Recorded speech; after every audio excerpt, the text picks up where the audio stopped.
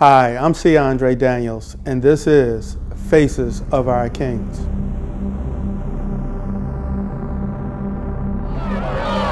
his name! Say his name!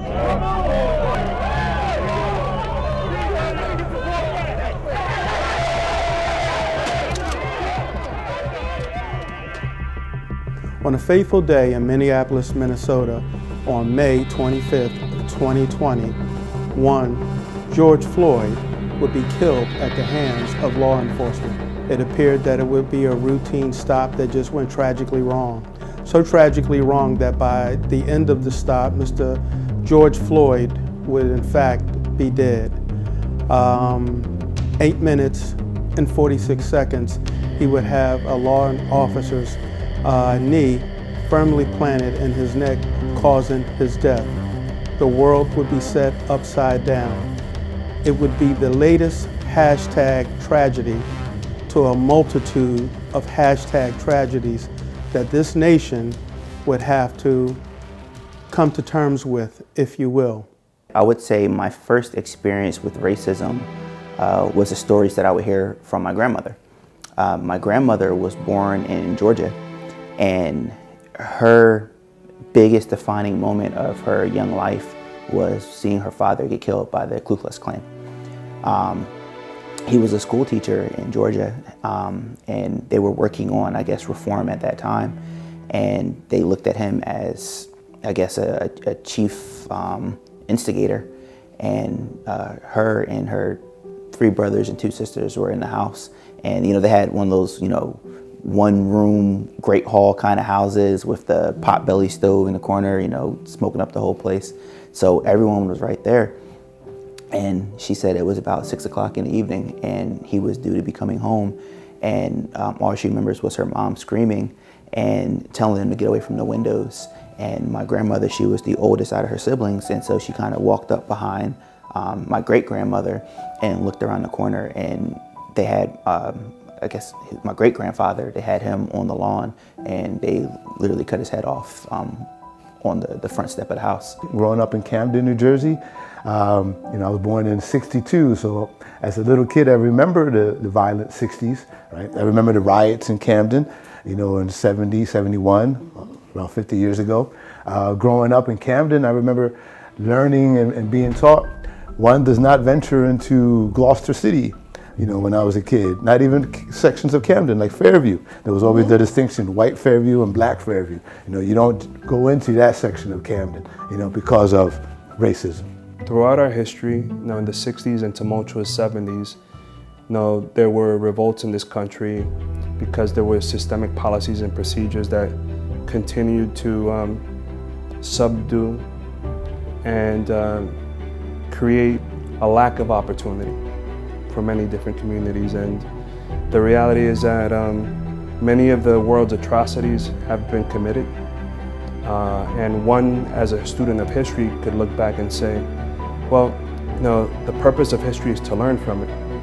However, the reality is that history, time and time again, repeats itself from the vantage point of those that have power, look at some of the things that had been done in the past and try to repeat the same policies and procedures and laws to continue to keep individuals oppressed. If we go back over 1,000 years, 1,500 years to Western Europe, in that area, the Iberian Peninsula, Spain, just north of Africa, right there in the Mediterranean to the Atlantic Ocean, during what they called the Dark Ages, right?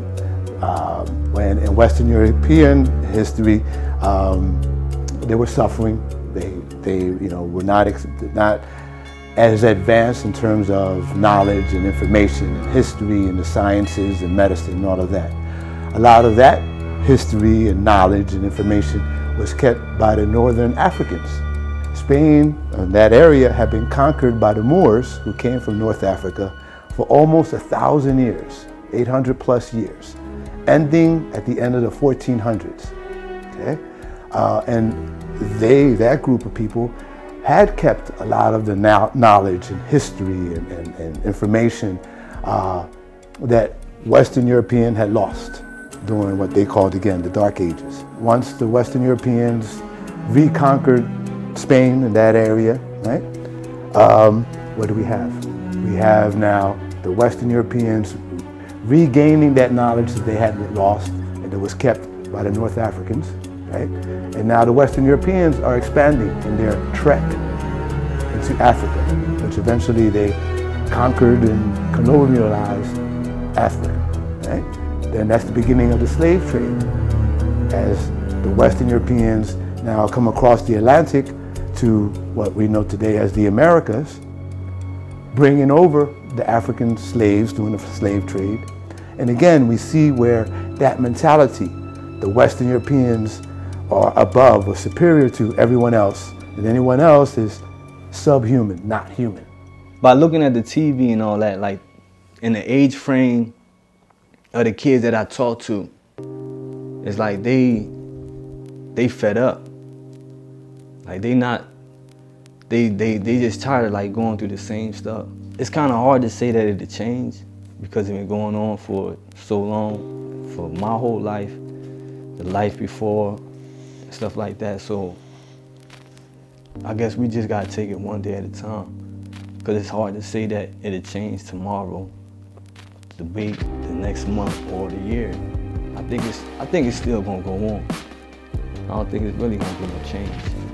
It's important to me to help break those generational curses, those generational issues, that lack, that want, that mentality of less than. You know, I'm one of the only Hancocks in my family to be married, males rather.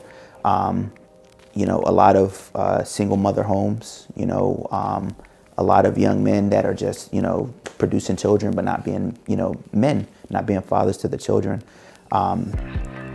And I equate that to us as a people in a larger perspective, you know, with the slave trade. And those farms where they would have, you know, a mother and a son produce a child together because, you know, she had certain features and he was strong, and now your child's ripped from your arms and sent to another plantation, you know, miles away, and you don't know where your family's at. The breakdown of that family structure, the lack of education, as you know, Juan Gonzalez was saying, you know, education I think is very important. Knowing where you come from is very important. Knowing where you're going is very important. Having a game plan, but knowing historically how people have interacted with us and what some people's tactics are, and you know, things don't necessarily change the way they are presented to you change. That document that was written on parchment called the U.S. Constitution, for it to be most true. And then we would have to add amendments to it because it wasn't perfect. And it's one of the most perfect documents that we have. It's our guiding principle. It's the vibrancy of what makes America, America. James Baldwin, the elder, would simply say that I love America like I love no other country. That's why I insist on the right. And actually he said to criticize her perpetually. And what he meant by that was not simply to stand on the sideline and be a critique and to just harp and say what was bad about America. No, it was be men and women, kings and queens who would be part of the 13th Amendment, who would be a part of the 14th Amendment, the 15th Amendment, and the big one that I like to throw in that gave men and women the right to vote, the 19th Amendment. That's the fabric of America. Those moments are the moments that made America great because they were the parts that helped us stay focused. All of those that are part of this project, we are fanning our communities and beyond. We're talking on radio shows. We're part of the legislative process. We're part of the dialogue, and we will be part of the forward thinking that when legislators sit down to enact laws, do they include us? Think about all of those years back to 1775 during the Second Continental Congress, when the framers of this nation, some 52 men was in the room. And within that document, folk were saying that blacks would only be 3/5 of a human. Imagine if someone had said, Black Lives Matter. Perhaps today in a 2020 reality, that stop on May 25th could have been just characterized as something that just went awry, an anomaly that should not have never happened. We would have framed it and we would have understood it, and because Black Lives Matter, the judicial process would have taken over, that officer would have been summarily prosecuted, and it would have been handled. Now, one of the earliest stories that I remember hearing as a youth in school was the story of Pandora's box. And Pandora's box is one in which someone decided to open up this box called Pandora. And in the box were all the different vices, all the different challenges and atrocities that we see in the world today. And the world was in ruins and full of chaos. And people were looking around and the world was dark. And at the point where people almost had given up, they decided to go back to the box. And they found one thing that was left in the box, and that was hope. And from hope, we found light and understanding. From hope, communities started to believe again. From hope, things were being rebuilt. From hope, that led to love, that led to love of oneself, but love of the other, that inspired charity and good work towards fellow man and woman. And that in itself can only come by way of faith. I do the back to school giveaways. It started 2015 for me, where North Camden, to be exact, Palm Point Park. We did, it was August 24th. I had 1 month to get it ready. That was my first ever project. I reached out to a guy. He gave me the blueprint of what to do. And so what I did was, I didn't get sponsors or anything. I reached out to my family and friends, and they came through. We had the first one was, like I said, 2015, and we got over 100 book bags, school supplies. We also had games, prizes, food, and we was taking pictures and all that type of stuff and face painting and everything. Knowledge is power. And education, okay, knowing one's history, knowing where things come from, how they came about, and trying to understand that, wow, that's an antiquated mentality that Western European Caucasians, that culture is superior to anybody else's culture, right? And once we, again, obtain that knowledge and acquire that knowledge and educate ourselves, educate our children and grandchildren and future generations, that's how we combat that racism. We are the new collective framers of making America uniquely great like it has never been before. I want to commend and thank all of those young people who I saw out there. I get goosebumps when I think about it, because for the first time, I didn't have to go into action. As an old head, if you will, I actually felt helpless that I wasn't needed on the front line. Shout out to J.R. Funderburk, who just simply said, "Old head, while we got this, I appreciate you being here."